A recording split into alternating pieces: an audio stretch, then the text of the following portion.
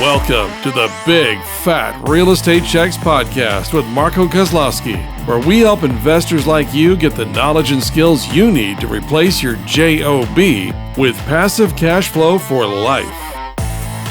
Hey, Marco here. I really wanted to share with you our earlier podcast that we created.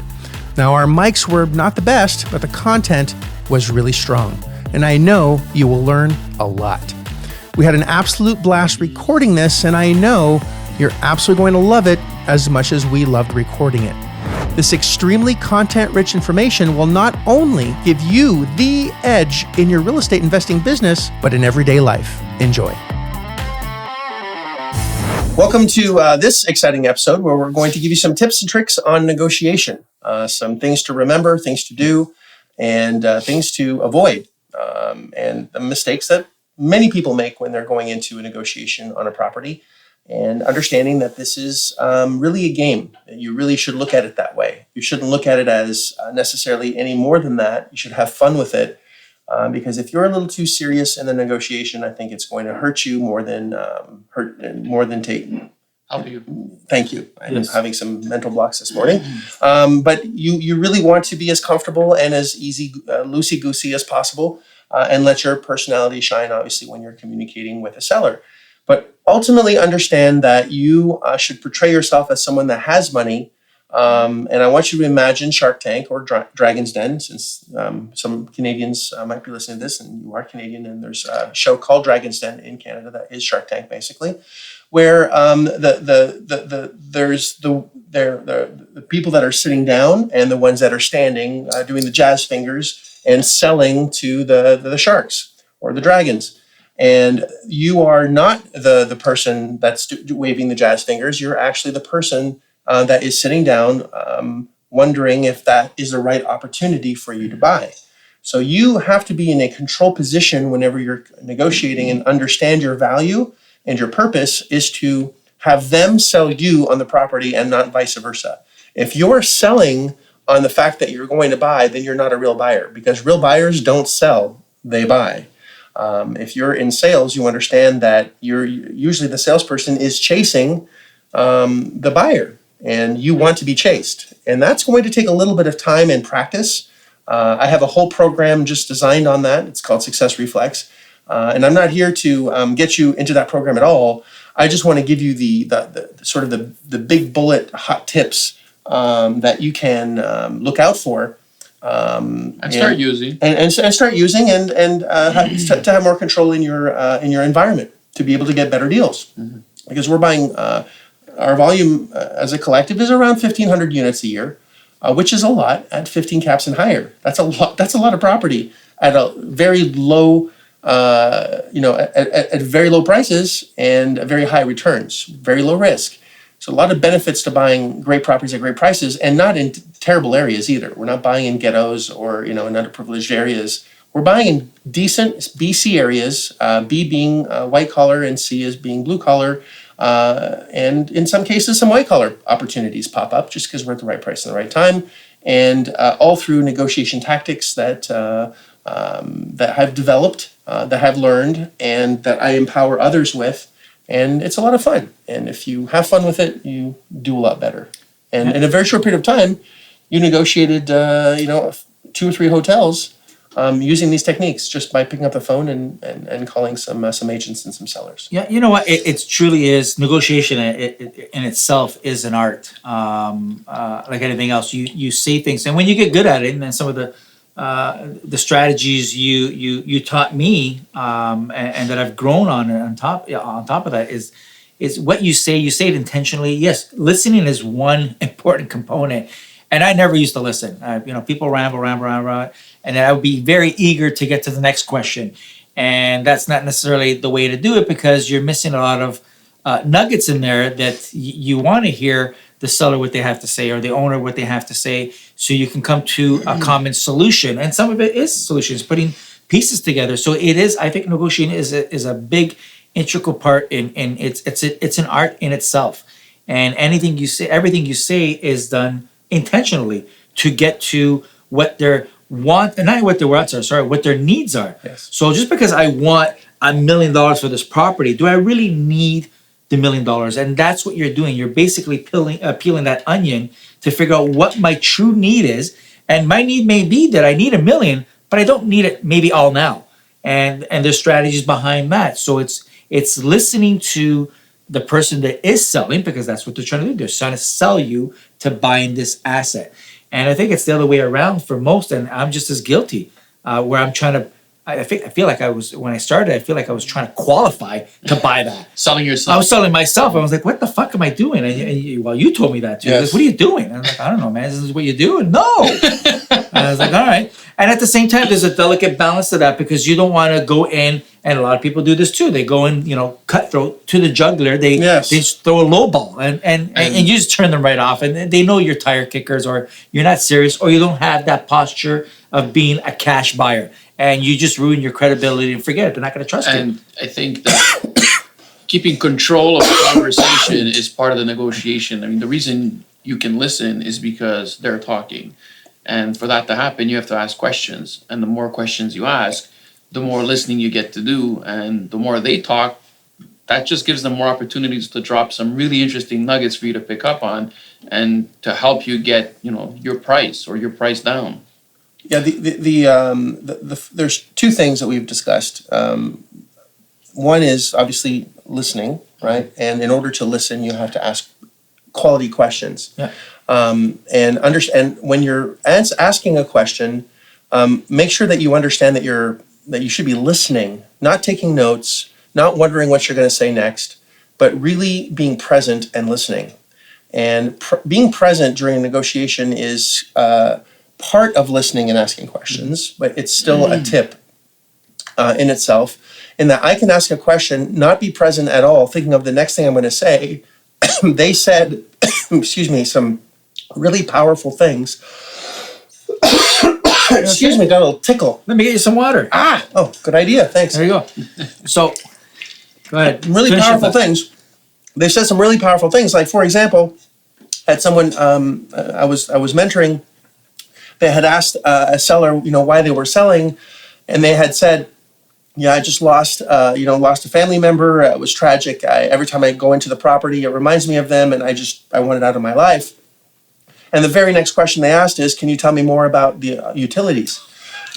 That's horrible. That's they've asked the question, they haven't listened, and they're going on to the next question. It's like you're a robot, and because they're concentrating on what the next question is, and totally miss that whole thing. And because they have a list and they want to cover things, and, right. and that's not how a conversation should go. A conversation with a seller should go the way a conversation would go with any one of your friends. Your best friend, yeah. It should be organic. It's got to be organic. 100%. It's got to be organic, and it portrays to be organic and true, whatever. If you're just listening, you're just silent because you're thinking of the next question when they shut up and missing something like that. No sympathy, no humanity in there. If I was a seller, I would hang up right there. Right then and there. Yeah, there's no compassion. And we're all guilty of that. We all think we want a deal as quickly as we can, but an expression that I've used over and over again is, you can't rush baking a cake. And every deal is its own animal and has its own gestation period. Some deals go quick, like rabbits, and some are elephants that take 9, 10, 11, 12, 18 months to bear fruit. So understanding to ask the right questions. And just, can I add on that question? Yes. Ask open-ended questions as much as possible, not yes or no questions, because Very good. The idea is to have them open up. And when someone starts speaking and they see that you're interested, they're going to tell you so much more than you need to know for that transaction. And that's where really the magic starts happening for you, because if you do actively listen, you're going to pick up some amazing things, and you'll be able to turn that conversation into the perfect negotiation. I want to piggyback on that. So, all right, you're asking these open-ended questions. What's the main purpose? Yes, obviously you're trying to get to a price point where you're mutually satisfied, but you're probing for answers to help that individual. You're in the people helping business. Mm-hmm. So how can I help you? And asking those questions, how can I help you? There's a reason why that person is selling that property. Yeah. And the more quality open-ended questions, like, why are you selling it? What's wrong with it? What's going What on? do you need? What's going on? Tell me. Some of them sound great. And people just miss that you're like, listen, this sounds like a great opportunity. Why are you Sounds like a selling great it? Why are you selling it? Yeah. And if And then just asking that, Yeah. like, oh shit, you know what? And then that's when you start peeling the onion. You start getting into that problem. And they say, hey, I have going through divorce. I need some money, and so instead of Who I'm pays sorry, utilities? who pays utilities next is, well, I'm sorry, going through divorce. I've been through 2 of them. I know that sucks. I know you need some money. Well, do you have any idea how much money you need right now? Right. Yeah. So we're basically picking up what is being dropped through listening, through active which is listening, a strategy they use. which is another strategy, right? So you want to ask the right questions. You want to pick up what's being dropped. You want to be present in the conversation, and you want to lead the conversation by asking a series of questions. Whoever asks the questions is in control. If I ask a question to someone and then they ask me another question, then suddenly they're in control. Yeah.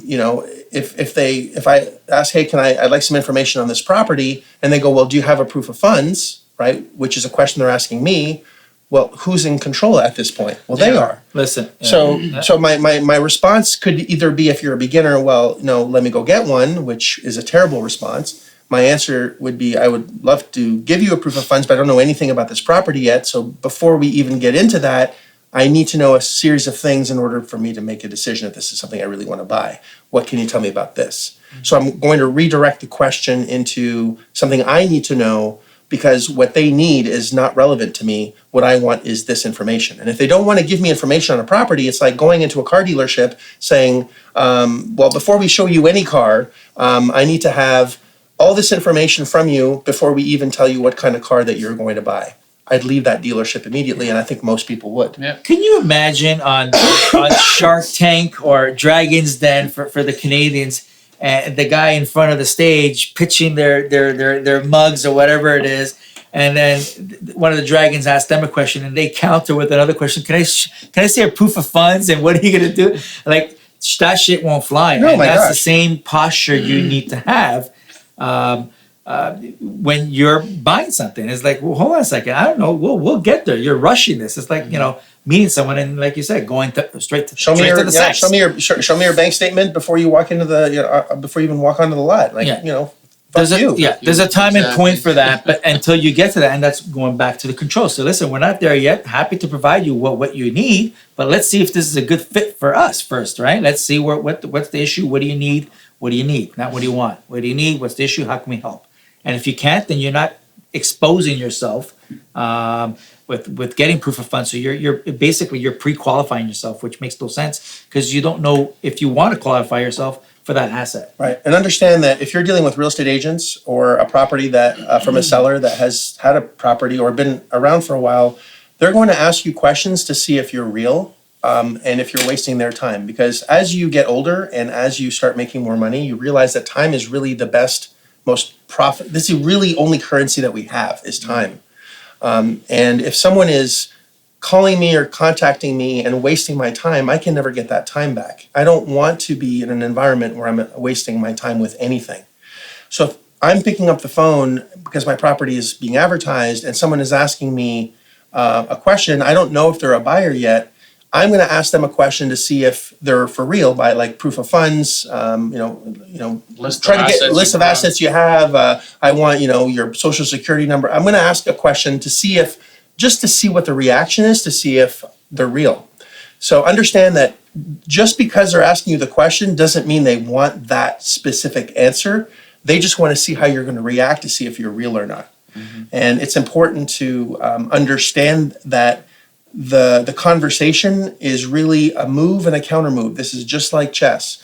And I'm very blessed that I've identified through so many transactions that have been lost. And I'm, again, blessed in that I'm helping, hundreds of transactions at the same time. I'm at the top and I'm looking at a lot of things on the chessboard and what people are saying, doing wrong, exposing themselves, and saying the wrong things and how they're negotiating, because I'm looking at all these train wrecks that are happening and going, I can't believe that this is happening. That there are actually real things that you can identify in your conversation to really change the scope and the direction of a conversation very quickly, so you look believable very, very fast. So asking questions is really a powerful thing, and this is sort of a long statement to get to a short sort of exercise for you, in that whenever someone asks a question, I want you to answer with a question that isn't, why did you ask me that? So if Gabriel asked me any question whatsoever, real estate related, Can you please provide me with a proof of funds? is $3 million enough? Is the next question, and then he would have to answer with another question. So we would have, it's called the question game, where you have to ask a question back and forth. Now, if I were to answer this with, is $3 million enough, what is that person going to say generally? Well, shit, yeah, so give me some more information on the property, right. so then we can get right back into that. Correct. So they've asked for proof of funds, I didn't give them one, I redirected with a different question. They're going to say, yeah, that would be enough. So now, okay, great, give me some more information on the property. So I can redirect and take control of that conversation just by asking a separate question. I didn't say that I have $3 million in the bank. I just said, it's $3 million enough? Yeah, you're deflecting the question back onto the seller, and take control. and that's going back. So asking question is a pivotal part of negotiating, but also, and the listening part, but also deflecting, and not even deflecting, but redirecting, overcoming some of the questions that may be asked, so you can be in that control. So again, I think we identified over 50 things that may be said that you know how to objections that you know how to counter answer without losing control of that conversation and deflecting, if you want to call it, and you still maintain that posture and that control. So again, that's why it's going down to the negotiation is definitely an art. It's an art for listening. It is. It's an art for questioning, and it's an art for deflecting and objection handling. And either way, I mean, you can take everything we've just given you, and you're still not going to be able to apply it correctly right away, because it's like you said, it's an art, and an art takes time to perfect and practice to perfect. So really, that's what you should be doing right now: is pick up the phone, call agents, and practice. You know, you don't have to buy anything, but you can practice your negotiation skills. You can practice active listening. You can even start that at home. I know my wife tells me I'm never listening, so I can start practicing there. But in the end, okay, even when you do this exercise where you do phone, like obviously, many of you may not know what all the objections are, and you're going to learn that through phoning and practicing and doing this. But what they could do is when they do phone and they're asked a question, just think about what your objective is. And your objective is to try to come to a mutual satisfaction. And how do you do that? You're trying to help the other person. Put the other person's issue first, because when you solve other people's issues, that's where your success is going to come. Solved as well. Solve other people's issues and problems, and you will be successful in life, in anything you do, any business endeavor. Look at any business model, it's helping other people's problems. Obviously, the bigger the problems, the bigger the rewards, the successful you're going to be. So just think of it from that point, and not so much what's in it for you, but what's in it for them, because that's what they're thinking. What's in it for me as a seller? Yep. And if you can't help me get that, achieve that, then I got no use for you. Right? And that's the art of it. I thought and we're still learning this shit. And we get better. It's more fluently coming off because it's through practice. It is. So some of the questions you could definitely start with, so you understand that we'll give you something that you can actually work with. So obviously you're calling about the property that's for sale. What can you tell me about the property? They're going to start talking, and I want you to listen into what's going on. And then you could say, listen, I have some cash laying around. I'd love to be able to use it. Is there a number that would work for us to be able, for you to be happy with writing a check? That we'd be happy. I'm not even saying this right. We just came across some. I'm going to do this so I'm going to remember where the edit is when I'm looking through this. Okay. Hi. All right. So to give you some direction on an exercise, when you pick up the phone, you could ask, could you tell me more about the property? Then they're going to start talking, and then they're going to say something. Then you're going to pick up whatever they say, like, oh, it's 10 years old. Okay, well, is there anything is there any deferred maintenance? And they start talking about that. And near the end of the conversation, just basically say, I'm blessed with some extra cash. I'd like to park it somewhere. If I were to write you a check, what's the absolute best that you can do? And then listen to what their reaction is. and just as an exercise to see what they say and to see how much of a price drop they have. Now, I suggest you do this directly with an owner, not with an agent, because an agent will say, "We'll write up an offer and we'll take it from there." And that's going to get complicated. So I don't necessarily want you to do that. Just talk to the agent. Talk to a seller directly. Just say that I'm blessed with a little bit of cash that's lying around. Like to write a check. What's your best number? If he says, "Well, make me an offer," then my suggested response that you should practice is, "Listen, if I make you an offer, I don't want to insult you, hurt your feelings, and honestly, I want to pay $1 for the property. And I know that you probably won't take $1. But, if you're okay with me making you $1 offer, then I'll do that. I'd rather you just tell me what your absolute best price is that I can write you a check for." And just saying that is honest. It's authentic. Well, I really do only want to pay $1. And I said it in a non-threatening, non-confrontational conversation. I'm like almost talking to myself way. And I've always gotten the seller to respond with, I'll do this. And if they don't go down and all, they're not motivated anyway. So, move on to the next one. But just that small little piece will be very helpful. Also, I have a seller call program, which is every Tuesday, 9 p.m. Eastern, where either myself, Frank, or Gabriel, one of us are on a call. We're talking to a seller. You can hear what we say, and we analyze every word we're saying and what the seller is saying. And we're going into how we're taking a conversation and masterfully guiding it where we're making millions just by flapping our lips out of thin air. It's phenomenal. So make sure you tune in on the Seller Call program. There should be a link for it somewhere in either on this page Just or add, it's completely free. this is a free program. Yeah, it doesn't cost anything, and it's phenomenal. You'll absolutely love it.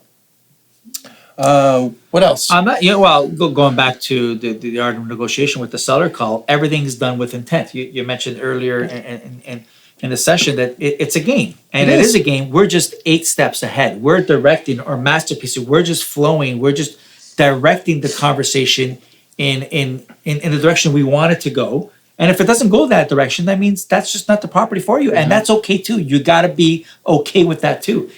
Which is a move in itself, because Exactly. walking away from the conversation is a move. Yes. It's if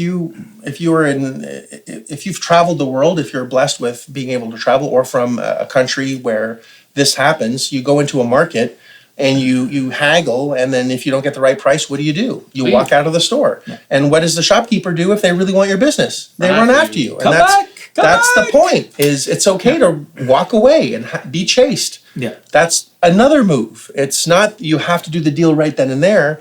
I want to get a no. I want there to be a disagreement. I want, in fact, I liken this to martial arts. I was in competitive judo for a very long time, and and a no is when they say no and I say no. That's the bow. You want to have that bow of both parties saying no, and that's just part of the negotiation process. Is both parties have to say no, or it's the negotiation hasn't really begun. And that's what starts the game. And we have a strategy. It's called the ping pong, and we do that purposely. You have the ball, you throw it in their court, and it's the ping pong. You don't want to get into the ping pong. We don't want to get into the ping pong. Especially not you. I had a mind twist. It was really terrible. I wasn't hurt, but I was out for a week. He was definitely affected. It was a mind teaser for sure. But it is a game. But it's an intentional game. It's a chess game, so you can't rush it. It's not checkers.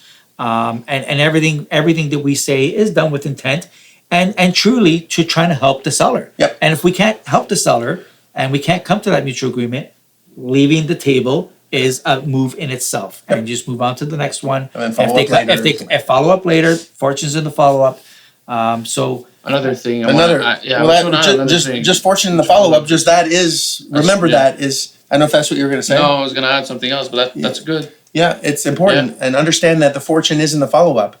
This property that I purchased for literally half priced, it's tripled in value since I purchased it. It wasn't done on the first conversation, the second, the third, or the fifth. It was like the 10th or 11th over a 3-month process. That's how things work. The hotels that we purchase are never done on the first point of contact. They take time. It's a gestation period. It's a back and forth game. It's ping-ponging. It's saying no, walking away, coming back, saying no, coming back, and going through that whole process over and over again and having fun with it. And it's okay that we don't agree on price. I know you want $8 million for your property. It's okay. I can't, the numbers don't allow me to pay for it. It's not that I can't pay for it. The numbers don't allow me to buy it. Yeah. And that's also a very important point, is the bad guy is always the numbers. Never you. You should know that what numbers need to happen in order for you to buy it. And if you are focused on I can't buy it, it's because you can't afford it. Don't ruin your position that way. It's the numbers that don't allow me to buy it. I'd love to buy it for this. I can't. The numbers don't allow it. So the numbers become the bad guy, not you. So fortune is in the follow-up. Numbers are the bad guy. Yeah. And I was going to add that, we're giving a lot of, techniques here that apply to when the seller has a really high price. But sometimes you're talking to a seller and all of a sudden the price drops dramatically to where even you didn't think that you were going to get there. And then the natural sort of human reaction is excitement. And that's something that you never want to sort of portray is excited. You're never excited, even if the price goes down, even if this is another one that I've seen a lot of people get excited over is, oh, we'll hold back, 80% of the price if you just bring in 20% down. You don't need a loan. We'll hold the debt for you, and then you get excited. But getting excited just does one thing to the price. It brings it up. So even if they're giving you good news, you have to find a way to kind of tone it down and turn it almost into bad news. Oh yeah, well, it's 100% occupied. Well, that's great, but you know what? We're in the value add business, and if you're full, there's really nothing we can do about that. So that really hurts our business model. Yeah. And even though you want it 100% occupied, if that's your case, because you like a stable property. So you have to also be careful. Your tone of voice is extremely important when you're doing a negotiation. Well, it's doing that is making them believe that it's that they negotiated and that they won, or it was their idea, right? Because if you get a yes right away, number one, there's going to be buyer's remorse, and if you say yes to their deal, there's going to be seller remorse, and they're going to say, "Shit, I could have got more," and if they said yes to yours, it's, "Shit, I could have got it for less." So by always not being satisfied, you always said never being 100% satisfied. And you're not like, you know what?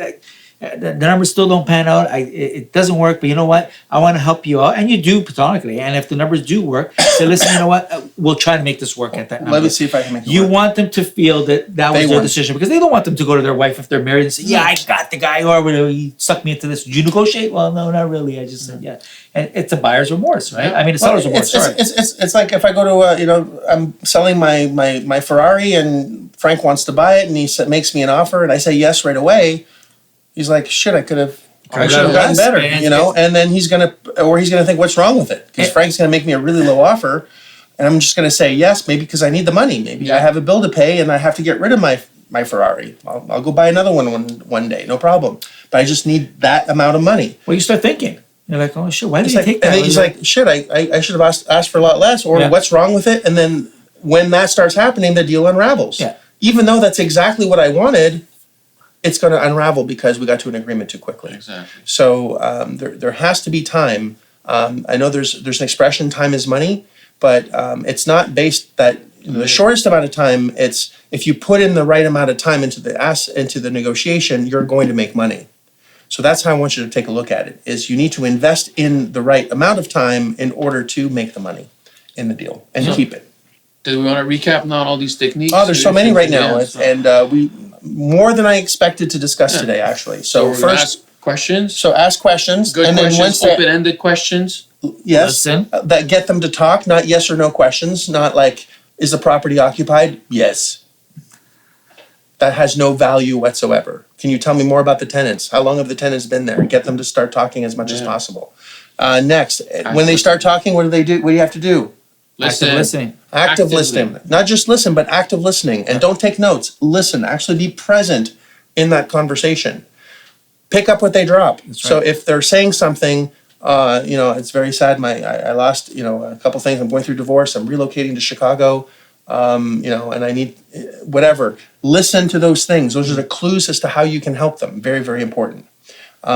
Redirect questions. If they ask you questions, redirect them. Redirect so you can get back control of the conversation through the art of asking questions. Mm-hmm. Be okay to walk away from the store. Be okay to walk away from the store. Never be excited. Follow up. Fortune is in the follow up. Yep. And have fun. Yeah, it is fun. It's And gonna have a get lot of more fun. fun as you practice, as you get this more perfected, but it's fun. It is a lot of fun, and I encourage you to listen to the Seller Call program. Again, it's free every Tuesday, 9 p.m. Eastern. Yeah, pick up And some that's good New York nuggets. time, and I think you'll get a lot out of that. We have probably 100 pre-recorded calls already from 3, 4, 5. I've been doing this call 5 years now, and it's every week. So I have hundreds and hundreds of calls that you can listen to that are pretty phenomenal, and so many tips and tricks and techniques in there.